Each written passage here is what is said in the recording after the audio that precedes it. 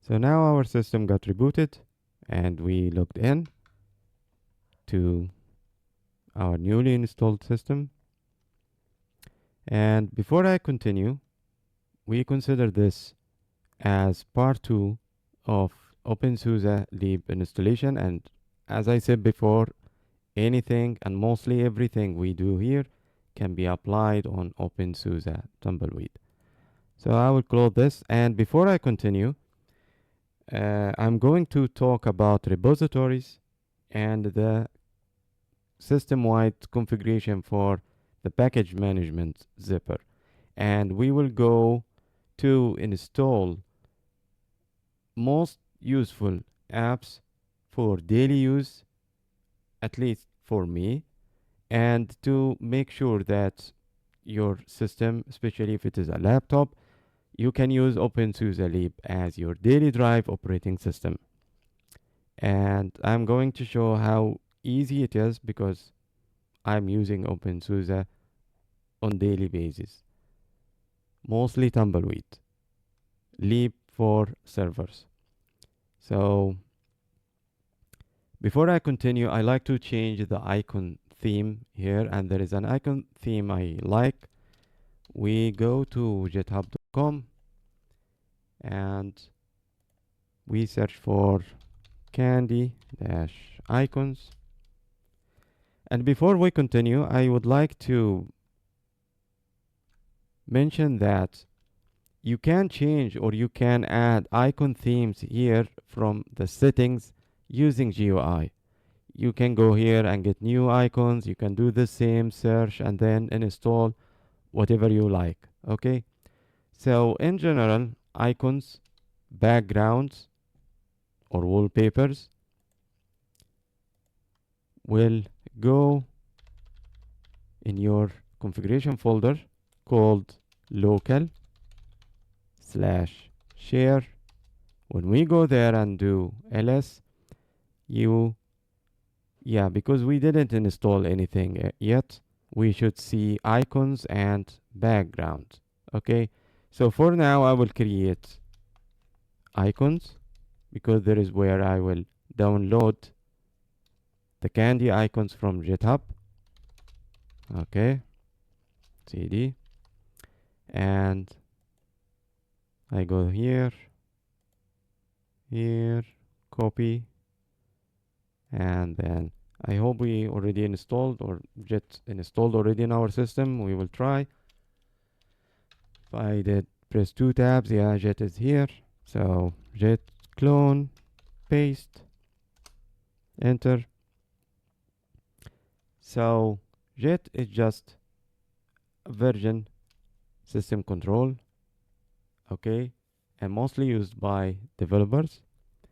So the good thing here that if I go and cd inside this folder, I can make sure that usually or regularly I can update or upgrade the icons here whenever a new update pushed there on the source on GitHub. All I can do is git pull and press enter. If there is any changes, it will be pulled to the folder here on my system. So if I go there here in settings, icons, voila, I see the icons is here. So I can choose it and then apply to my system. Okay.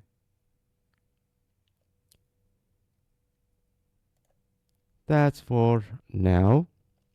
And let's move forward. We need to close the browser. Okay. And we will talk about the repository. Okay. And I need to explain that thing. So especially for beginners or people who come from Microsoft Windows, so they need to understand what is a repository. A repository or a repo is a centralized storage location from which you can install and update software packages. Repositories play a crucial role in managing software distribution and updates for openSUSE systems. There are key components of a repository in openSUSE. We have software packages or RPM packages. openSUSE uses the RPM package manager format for its software packages. Each package contains software binaries, libraries, configuration files, and metadata. The metadata or the package information includes details about each package, such as its name, version, dependencies, and a description. This information helps the package manager, Zypper, resolve dependencies and manage packages efficiently. We also have indexes or package lists. Repositories maintain indexes or lists of available packages. These indexes are used by Zypper to search for, install, and update software packages. Also, repository. Uh, Before I continue, we can open YAST, which is the centralized administration tool here on openSUSE, one of the that makes openSUSE famous about what it can do. We go here, write YAST, and we enter our root password. Press enter. We need to increase this one, and you can manage your repository on your system through the GUI here, software repositories, and we can see here all the repository enabled on my system. Okay, the most important one, and we will talk about them one by one, or to give a brief explanation about the one that is used here. So before to continue, there is type of repository in openSUSE. We need to understand the types of repositories in openSUSE. We have official repositories, which contain main repository, OSS, open source software repository, and we have non-OSS repository, and we have update repositories. The main repository contains the core packages needed for the basic functioning of openSUSE. This includes the operating system components and essential software.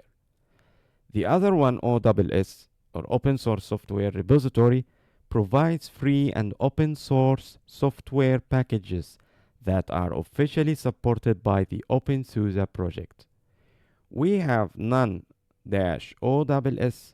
repository contains proprietary software, drivers, and applications that are not open source but are necessary for certain functionalities like codecs and hardware drivers. We have update repositories. These repositories provide updates and security patches for the installed software. And then comes the community and third-party repositories. Pacman repository, a popular third-party repository that provides additional multimedia, games, software packages not included in the official repository. And we have additional repositories.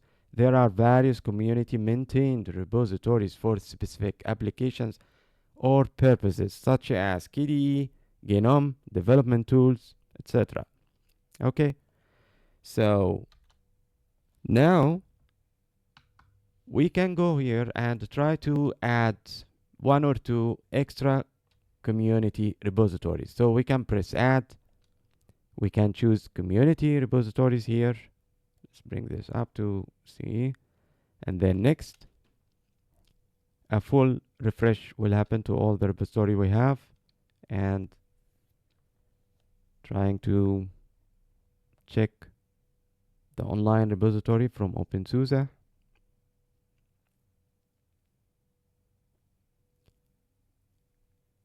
Should be faster. My internet is a fiber connection, so I think it's maybe slowness in the mirror that it's using.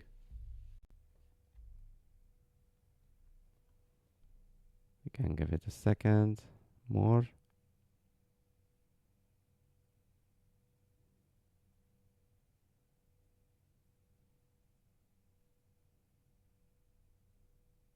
Okay.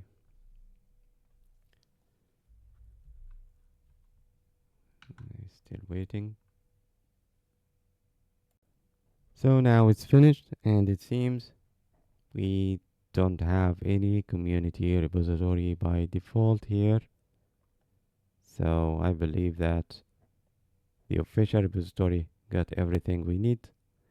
So we can hit OK. And we go back.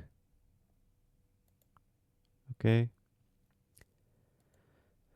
So far this is about repository, and before we continue and install the packages for our daily use, I mean software apps, okay, useful ones, we need to check the system-wide configuration for the Zypper package management for openSUSE. Okay, so we can continue using sudo, or we can use sudo -i, press enter to elevate to be a root user, control L to clear your screen, and control shift plus to increase the font, control alt page up as this one. No, we don't want to reboot. So anyway, shortcuts seems it's not working now, so we can maximize it by. So for the system-wide configuration for the Zypper package management is under etc zip zip.conf, and this is kindly a big file.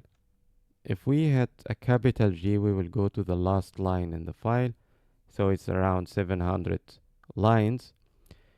2 times only letter G in a small case will go up again.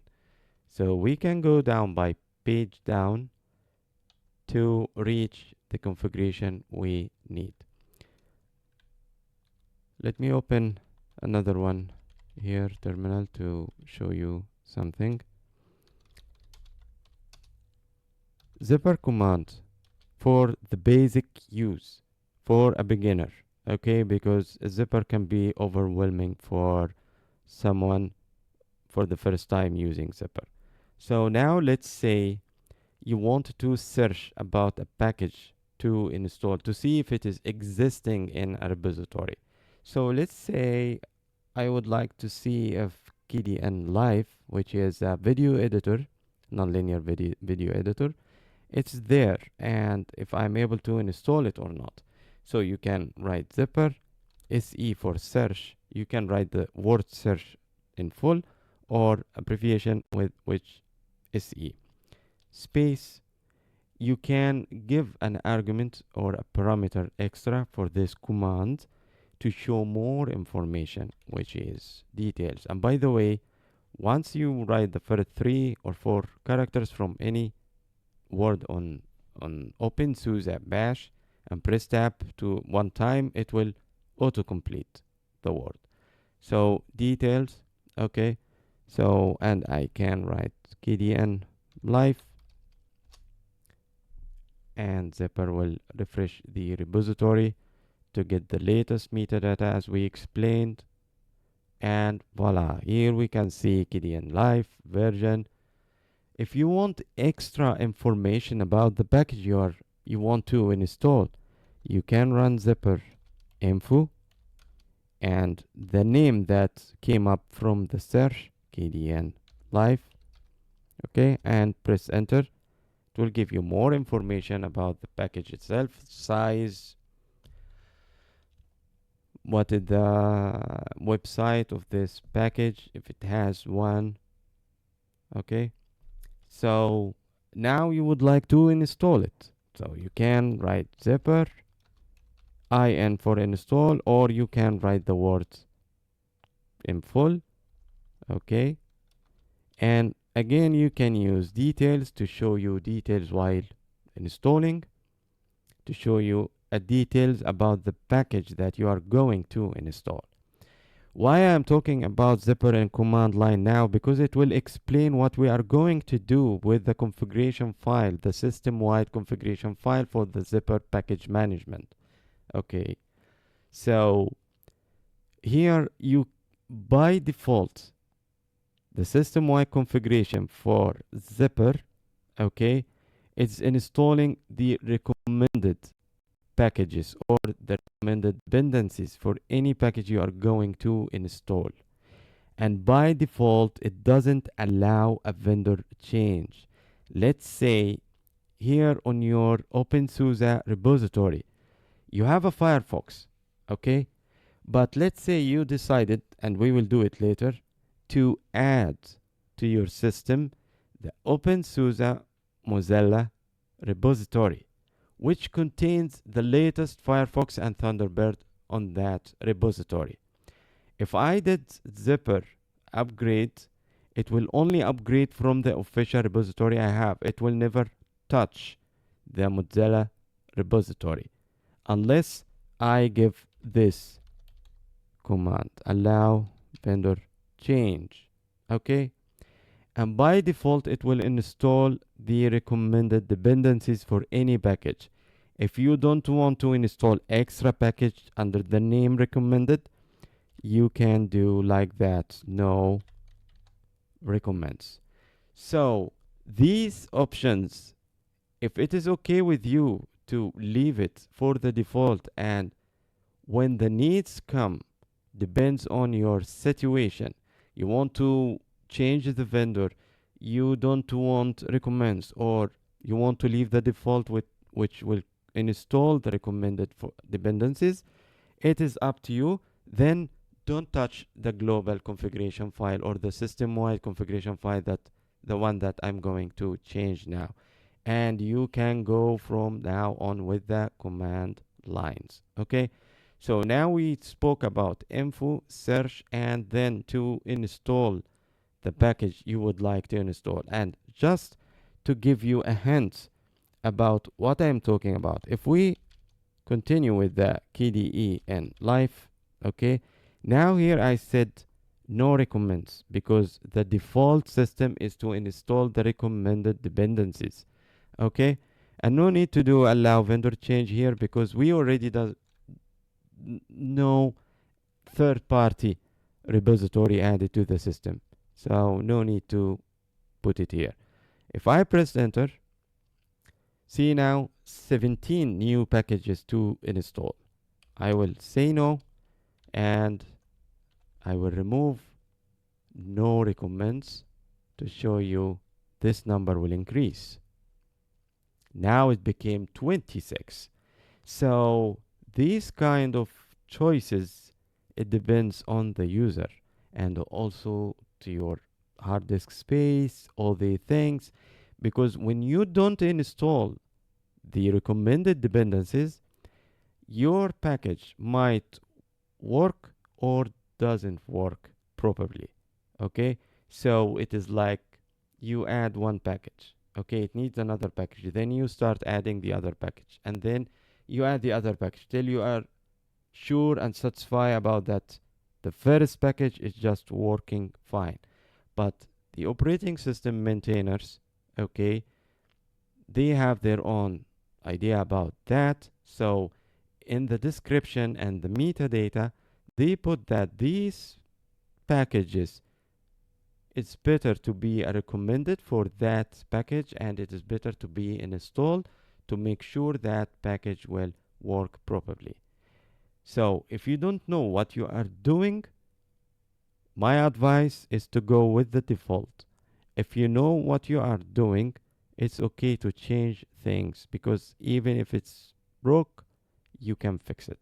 Okay, so we will go back to our system wide, and we try to find now this is my use, okay? And now you can get this idea or this information to tailor what suits you, okay? So I will go page down. Here you can see, always when you change anything, try to take a backup first, okay? Or at least if you are changing a line in a file, take a backup for that line before you continue change it. So here the default for max concurrent connections is 5. So I will make it 10.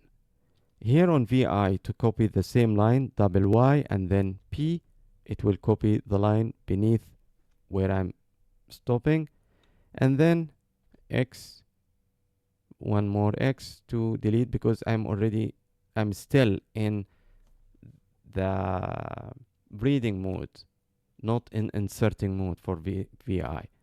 So with the key end, I can go to the end, X, I deleted the 5, I press A, now I am in insert mode to append, and I will write 10.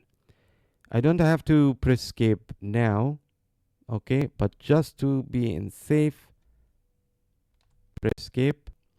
I will continue going down to, okay, nothing I need to change here, and it's very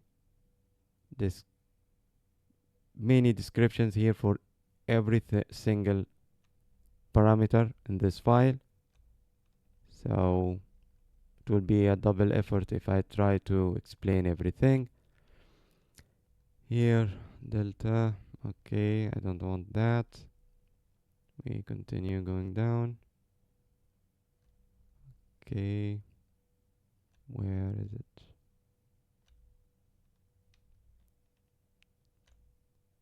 Commit download mode. Okay, I don't want that. Yeah, I think, yeah.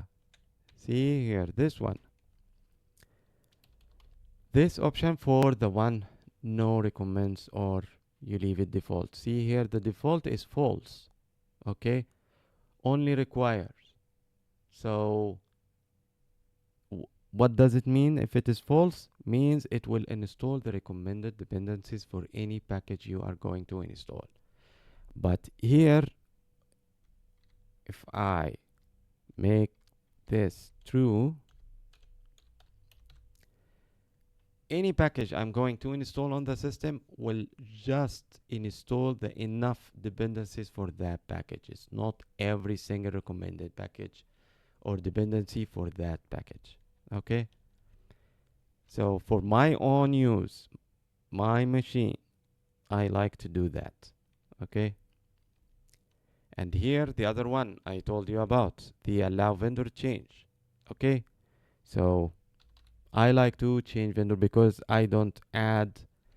See, the problem is if you added a third-party repository contains the same or contains a few of the packages that your system have in their official repository, especially if it is drivers, kernels, libraries, yeah, in that case, your system might get broken. So it is better to not do allow change vendor. That's why openSUSE put these configurations. So you only use these configuration and you alter it, change it only if you know what you are doing. So for an example, I add Mozilla, so a browser and a mail client will not break my system. If they got break, only these packages will get break. Okay, so let's say I added another third-party repository like the VS Codium, the open source VS Code without Microsoft telemetry and all their garbage. So if I added that library, it's only to track and update that package only. But you will notice that there is a list of repository on openSUSE website, download website link. They have a repository for every single thing on the operating system. They have a repository for kernels. They have a repository for network, repository for hardware. If you start to add these repository to your system, yeah, at some point you will break your system. So be careful and only change these configuration only when you are sure about what you are doing. Okay? And you know that the repository, the third party repository you added, will not break your system for any reason or will conflict with any installed package on your system. Okay, so anything needed here? Here the default is true. So if I comment this line, the default will will be active. But again, I like to take backup for anything I will change. Here means DUP, distribution upgrade, allow vendor change if I'm doing a full operating system upgrade. Okay, so I will comment this and I will take a copy from it and I will change it back here to true. Why I did that? If I open the file again, okay, it will force me to read and understand why I doubled the line. I can only comment the line and that's it, but maybe I will forget and I think that was the default from the operating system. Here I know that it is me who did that. Okay, so here the most important argument, don't change it, don't make it true. That's my advice, even if you know what you are doing, because you might break something on your system. Leave it for the command line. What does it mean? Clean dips on remove. When you are removing a package, already many recommended packages installed with that package. Okay, so when you want to clean or uninstall that package, you want to the package management on your system to clean and uninstall all the dependencies related to that package. Okay, so you can make it default here, but sometimes the dependencies for that package is related as a dependencies for another package. So to see what is going on backstage, better to leave that argument specifically. This one, leave it for the command line. Okay, that's it. We can write and quit. And to give you an example, let's say I'm going to rm for remove details. I will remove jet. Okay, if I press enter, the default is to not remove or clean the dips. See the difference here? Only the package will be removed. But see if I added here this argument clean dips. See, plenty of packages dependencies for that. So I can notice here we have Perl libraries. Okay, and I don't know what other packages maybe it's using these packages as a dependencies. Maybe it's a weak dependencies. Yeah, the package management show these packages unneeded anymore. So, and that's it.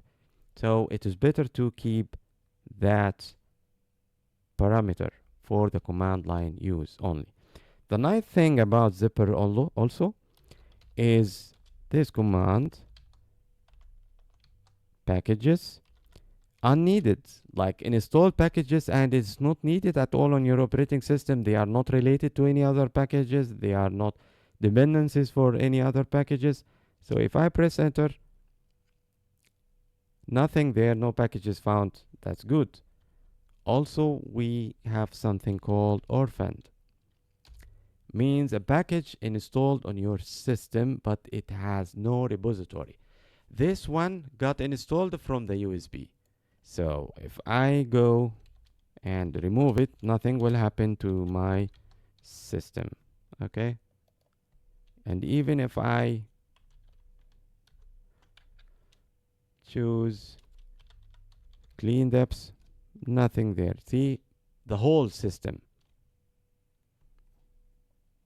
So it's a good example for the clean depths to be careful about it. So here I will remove that. Okay, and oh, it seems it's connected to the system installation. So I remember that in particular this package with the next distribution upgrade, this package will be removed. Yeah, I remember. It's something in openSUSE installation. I cannot figure it out yet. So once I figure it out, I will let you know, guys. So we can do Zypper this upgrade just to see if there is any upgrade to our system existing or not. Press enter. Yeah, see, we have one package. You can say yes.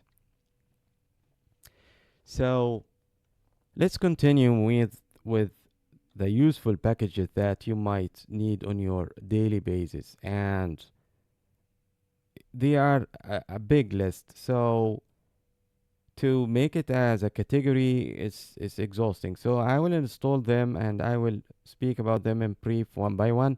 But before that, let's make sure about Flatpak. Already the repository is already added because it's already by default activated on openSUSE after you install. So you have to run this command flatpak remote. Okay, so it is not added. So all you can do is to fire your browser, go to flatpak,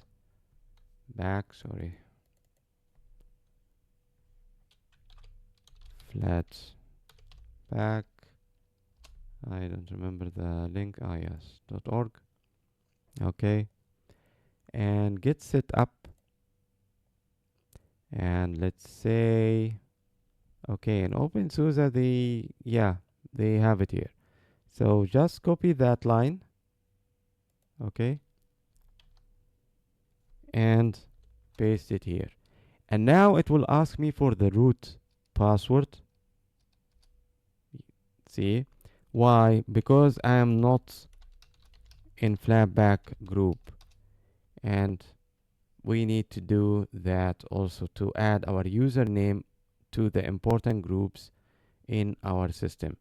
I know many things has been said so far, maybe it's overwhelming, but I am taking you guys step by step in a post installation openSUSE, and to make you comfortable and feel that openSUSE is easy, not that difficult like many people trying to show openSUSE that only for administrator and it has tools, and people I saw some people got intimidated by openSUSE and I don't know why. Okay, so it is just marketing, nothing more. So for that, but if I will add our username to the needed groups, we need to reboot our system. So we can leave it for later, okay, at the end of the video. And here we can check the remotes. So let's take one package as an example. As you remember, guys, I didn't install LibreOffice. It's just my preference, my use. I like to use only Office from Flatpak. So I will search about it. Okay, forgot to put search. And by the way, the bash completion also work here. See, and it should give us an output now. Voila. So all we can do is Flatpak install -y and the application ID here. Okay, and press enter. Now it will install the dependencies for the only Office desktop editors. Okay, so that's one package from the Flatpak so far till now that we need to install. Still other 4 or 5 other packages. So here from Zypper, we will talk about a list of, in my opinion, it's helpful, it's needed. I will not say important because something to be important is different from one person to another. But at the end of the day, it can save you Okay, one of the things that you will love here is the distrobox, and distrobox is using podman or docker to create containers on your operating system. But the good thing about these containers that is already configured, okay, pre-configured by distrobox. I mean, distrobox do all the configuration, back the curtains. You don't need to do anything. That makes these containers fully integrated with your operating system. Like, you don't have to mount anything, you don't have to activate network, even sound, graphics, everything. You can run something inside these containers and it was still utilizing your hardware like GPU, CPU, and all these things. Okay, and you can manage them like an actual system, but all done from the command line. So try to make the command line your best friend. Okay, so we can install distrobox, and if we press tab twice, it will show us all the words starting with distrobox. We can take this one too. Okay, and with Zypper in dash details, because I like what I'm going to install and see everything. So for that package as a dependencies, by default it will install podman, but we can add it. Okay, and podman is good to install builder with it. We will talk about it later. And we already installed a command line called lynis. If you guys would like to check it, you can run it. I think we can run it from a regular user. We can, yes, permission denied. We have to run it. So we can run it as a test to make a quick audit on your fresh installed operating system, and it will give you a percentage at the end, like how much your system is secure. Okay, so we can, there is a missing argument. Okay, we can see here, audit the existing system. Okay, audit system means it will audit this system, and press enter. Okay, till it's finished, we will go back here. So the other package that, if you guys remember, while we are preparing our flash drive to install the openSUSE and create the bootable flash from ISO file, gnu dd rescue, because you might in the future, maybe you would like to replace openSUSE with another flavor of Linux. So it is good to have this command here. And also, let's say you have a Windows Microsoft ISO and you want to make a bootable flash Windows from an ISO file. This command will USB, I don't know how they pronounce it. This command line can make a bootable flash from a Microsoft ISO operating system, Windows 10 or 11. Okay. One of the good things also to have on your system is Tor services. So the package is Tor and Tor sockets. Okay. We will talk about them also for a basic level hacking, like social engineering or gathering information in map. Okay, and I think in map here command line, and also it has a GUI which is in map si4. We can install it also. Okay, and one of the good commands that you need to have it on your system is ffmpeg for convert between video extensions, like from MP4 to MKV or from MKV to MP4, MOV QuickTime videos to MP4, from MP4 to MOV, and so on. We have a GUI sound converter which is using ffmpeg in the background. It's called sound converter. Okay, and one good app also for torrents to download torrents. If you have a torrent file for an ISO or whatever, it's called transmission qt for KDE and transmission dash GTK for GNOME. Okay, let's say you are a developer or you have a SQLite database created as a file and you want to browsing it. So you can install this one, SQLite browser. And let's say you would like to have PuTTY like on Windows for remote SSH login. Okay, what else? For CHM files, Microsoft files, so we can install this KCHM viewer. Okay, your system has a Bluetooth. Make sure that we press tab twice to install these packages: bluez auto-enabled devices, firmware, opxd, and qtudev, and tools. Okay, so also we have packages for network manager. So if we write like this, network manager, okay, and we press tab twice, it will list for us all the packages that start with network manager, especially that is not installed yet on our system. So let's choose the packages here that we need to install. We need is for VPN's connection, okay, and we need libvirt1, OpenConnect, OpenVN, okay, and Strongs1 and VPN-C, okay. And also we need to install gstreamer as our codecs. Sorry, need to take space. Press tab, and here a list of all gstreamer plugins that you like to install on your system.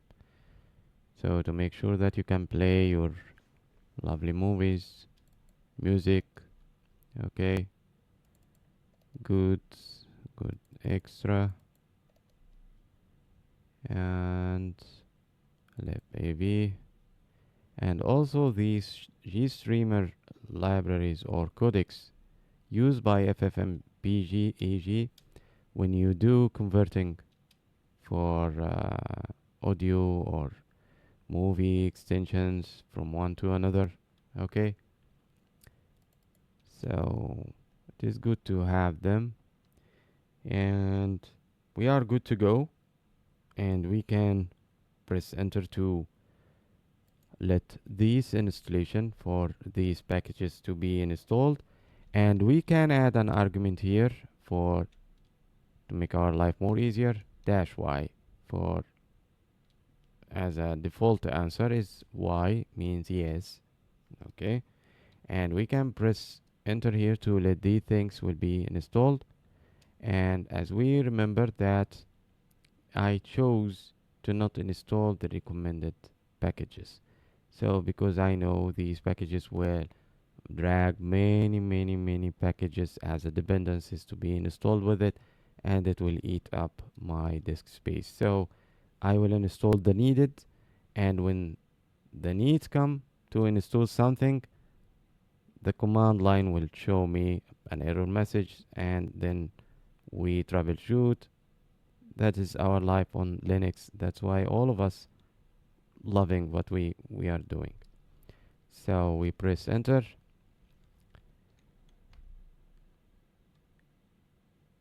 Okay, yeah, we mistyped two packages. We copied and pasted attached to each other. Okay, which one? Okay, yeah, this one. Okay, here network manager. Yeah, this one was extra. What else? And with the bluez. Okay, which one? Bluez auto enable. Yes, here we need to take space, and we press enter again. Okay, and it will go on. Here with our Flatpak, we installed already only Office. We can install Signal. I think many of us know what is Signal. It's like WhatsApp, Telegram, but it's more secure, open source communication app.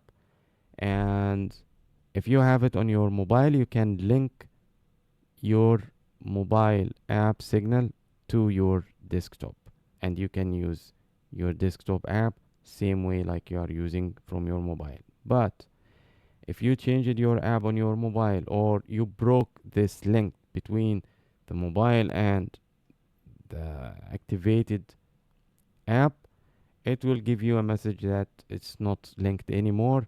You need to link that app Signal with your existing app installed on your mobile. So we can search about it, Flatpak, search Signal. Okay, yeah, it's plenty that's here. You can tell what is the package. You can search online about the application ID. You can go to Flatpak repository and search there. Okay, so we can open another window here, terminal, and let's prepare this one, Flatpak, install -y, and we let this as a preparation, and here for searching, Flatpak search. The other one is Zoom, of course. Many of us using Zoom these days for remote meetings. So can search about it. We'll find that it's here, the first one. And the nice thing about Linux, if I double click or I highlighted something, I can paste it directly with using the middle button, which is the scroller. Okay, it will paste it. The other one is Bitwarden or Bitwarden, which is a password manager. Okay, one of the best, and I'm using it. So we can search. Yeah, we have it here. Okay. And the other one is Nextcloud. You know Nextcloud. Okay, let's drop Nextcloud for now because not many people using these services, and it's already paid service, and the free service from it is like 1 GB hard disk or something like that.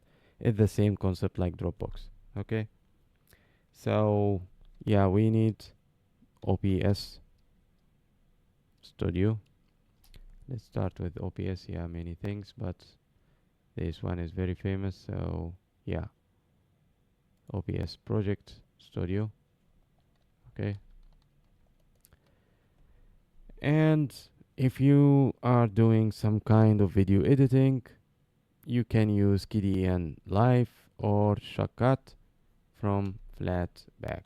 So let's check our installation. Yeah, it's already finished here. And now let's install these on Flatpak. Okay.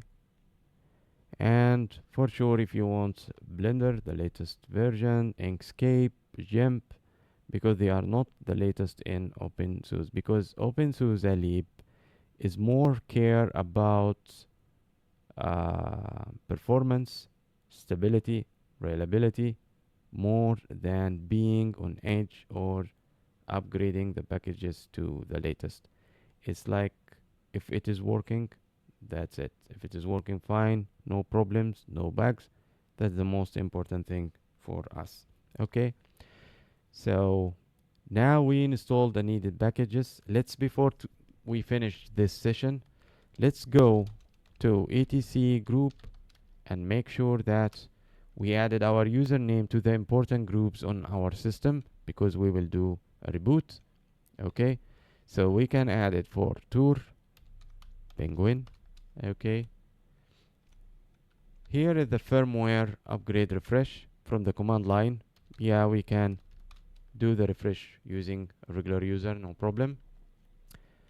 Here, OpenConnect and OpenVPN, they are protocols for VPN creation. So yeah, I would like to make my username in this group to make my life more easier when I create a VPN.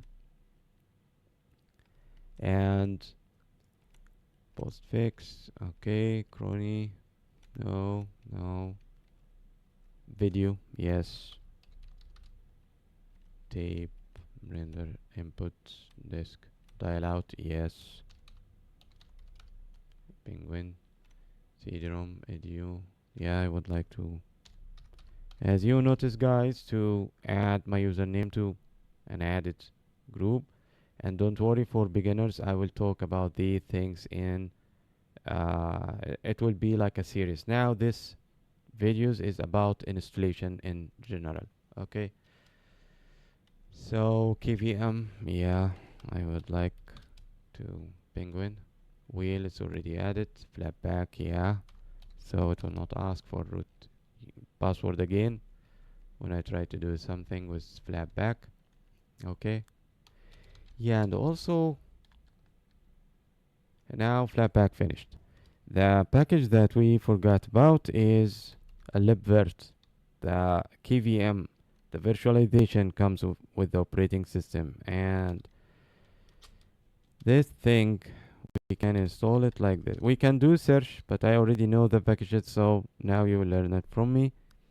And details, and in this one, yeah, I would like to get the recommends with this one. We can start with virt for virtual and press tab. It will show us all the packages start with virt. Yeah, we need virt-install, virt-manager common, virt top, okay, viewer, and what, okay, and we need libvirt, press tab. Let's have the client qemu, daemon common, config network, and for the driver we need the qemu, okay, and for the daemon we need the daemon qemu, and with the argument we added that it's recommends, it will install the recommends packages for us. Okay, and we press enter. Now it will install. Just a quick thing also to check your system, you can run nmap on your system itself to see what ports open. Now we can see by default there is a service email postfix is already pre-installed and configured, and we have a port already open on our system. So if you are going to use this service, okay, go ahead and keep it, but make sure to you secure your system through a firewall, the pre-installed firewall, the one comes with the kernel. Okay, and if you don't, like me, I don't want to have an email service running, so all I can do, because I know it's postfix, zypper rm details clean deps postfix, because I don't want postfix being installed or anything related to it. Okay, I have to wait here, because if I press enter here, the session is locked by another process. Okay, and also all these things will be cleared up in coming videos. Okay, so we go here, waiting here.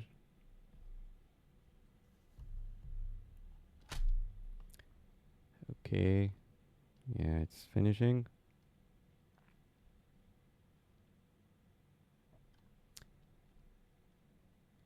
Yeah, it takes time. Okay, almost there.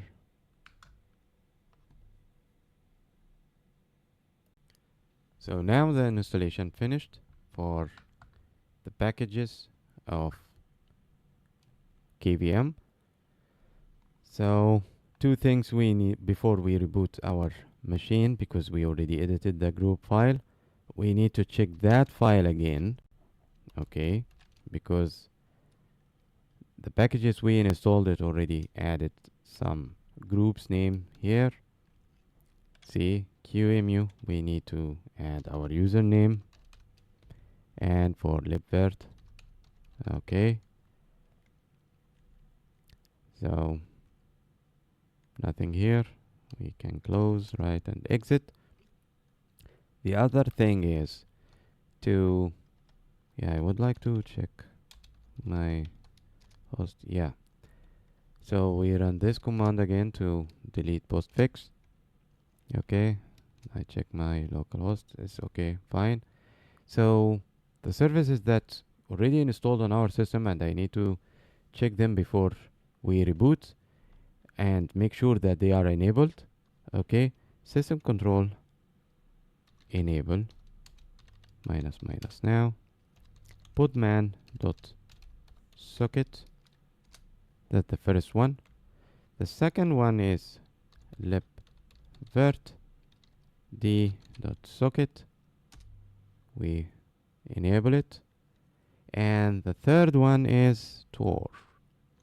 And I will show you guys later how to use Tor on your operating system and to secure your connection, or to use it if your connection is blocked for any reason or something you are not able to access or reach, like a remote server or something online on internet. Also, if you want to hide your session, okay, so we enable this one. If I checked in map localhost, I can see that the Tor is already enabled. Okay, so now we can reboot our system using system control reboot to continue to the other session. And because I would like to show how to get Python, Rust, and Flutter installed on your openSUSE lib, because openSUSE lib can be used as a daily drive operating system, can be used for development, okay, can be used as a normal operating system. And if you have an NVIDIA card and a decent size of memory, RAM, you can play video games too. So it's up to you. The sky is the limit. So now we will reboot and we continue to the other session to continue our post installation. Okay, so see you guys after the system is up again. Okay.